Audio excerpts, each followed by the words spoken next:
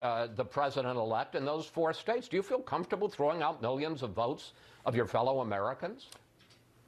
Well, nobody wants any votes thrown out, Chris. And in fact, the 70+ million votes that are also at stake for President Trump.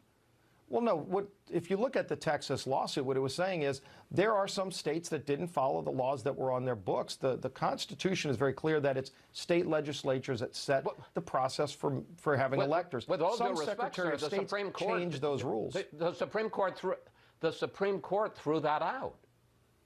They didn't even hear it. The Supreme Court said they weren't going to take the case. They said Texas didn't have standing. They said Texas didn't have standing. They didn't say they were going to address the merits. Look, the Supreme Court, I think a lot of people know, didn't want to be anywhere near this court. They don't like getting in the middle of disputes between other branches of government. And that's just something they've done throughout history.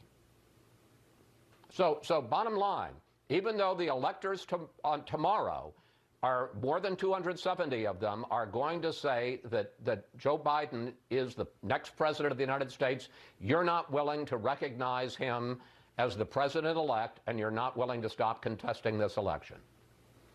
Well, hold on, Chris. First of all, Joe Biden has been going through a transition that even President Trump supported, while he's also following what the court allows. There are legal challenges allowed. Nobody said back during Bush v. Gore, prior to the Supreme Court finally resolving it, and ultimately there was electors met, there was a swearing in. Nobody disputed that, maybe some on the Democrat side, but you didn't see people asked prior to that to pass judgment before it was fully resolved. Let the legal process play out. But if you want to restore trust by millions of people who are still very frustrated and angry about what happened, that's why you've got to have this whole system play out.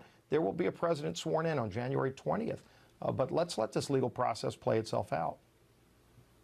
All right. Let me switch to another subject. We learned this week that the Justice Department